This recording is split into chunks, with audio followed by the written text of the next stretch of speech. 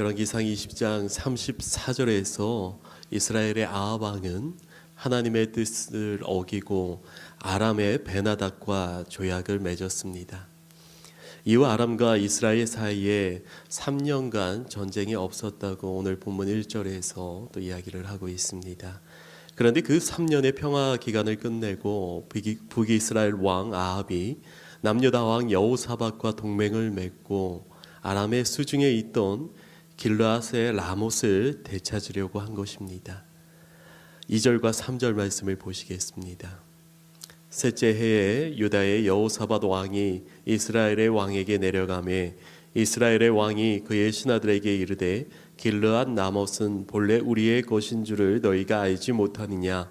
우리가 어찌 아람의 왕의 손에서 도로 찾지 아니하고 잠잠히 있으리요 하고. 이때 남유대 왕 여호사밧이 아합 왕에게 먼저 여호와의 뜻을 묻고 청하니 아합 왕은 선지자 400명을 통해서 주께서 그 성을 왕의 손에 붙일 것이라는 예언을 듣습니다. 남유다 왕 여호사밧은 다른 선지자가 있는지 물어봅니다. 아합 왕은 자신에 대해서 흉한 일만 예언했기에 부르기 싫었던 미가야를 부르게 되는 것입니다. 미가야가 북이스라엘 아합 왕과 유다 여호사밧 왕이 있는 곳에 나왔을 때 많은 선지자들이 이스라엘의 승리를 예언하고 있었습니다.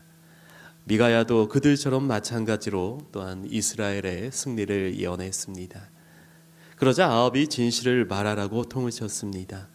이에 미가야가 이스라엘이 목자 없는 양처럼 흩어질 것이라 예언했습니다.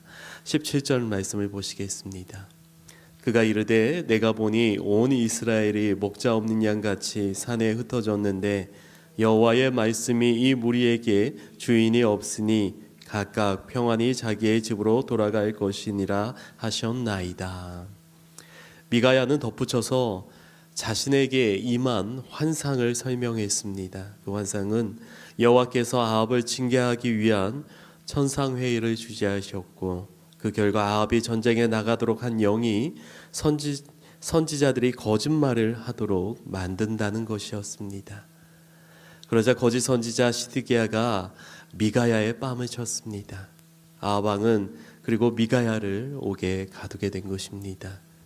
결국 아합 왕과 여호사밧 왕 연합군은 길르앗 라못으로 진격하지만 아합 왕은 변장하여 군사들 사이로 숨었다가 화살에 맞아 죽었습니다. 그리고 아합의 아들 아하시야가 왕위를 계승하게 된 것입니다. 20장에서 아합이 하나님의 뜻을 어기고 아람의 베나닥과 조약을 맺었을 때 선지자가 심판을 선포하자 아합은 회개하는 모습을 보였습니다. 그러나 22장을 통해서 그것이 진실이 아니었음을 결국 드러나게 된 것입니다. 하나님께서 회개할 3년의 기회를 주었지만 그는 하나님의 예언을 바르게 전한 미가야 선지자를 옥에 가두고 거짓 선지자들의 말을 들으면서 전쟁에 나갔습니다. 그들이 하나님의 음성을 듣겠다고 선지자들을 불러도 자신들이 듣기 원하는 소리만 들었던 것입니다. 아합 왕은 하나님의 은혜를 깨닫지 못하고 결국에는 파멸의 길로 나아갔던 것입니다. 인간의 뜻을 내세우고 하나님의 음성을 듣지 않으면은 결국에는 무너지게 되는 것입니다. 인간의 생각을 내려놓고 세상의 상식을 내려놓고 하나님의 말씀에 귀를 기울일 때 승리하는 삶을 살 수 있는 것입니다.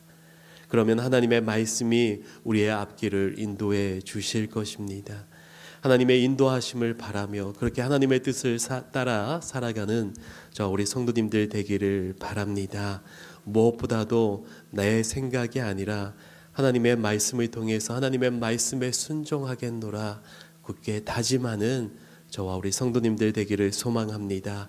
이 시간 기도하실 때 하나님의 말씀을 듣고 그 말씀 안에 순종하며 주께 영광 돌리게 하여 주시옵소서. 함께 기도하시겠습니다.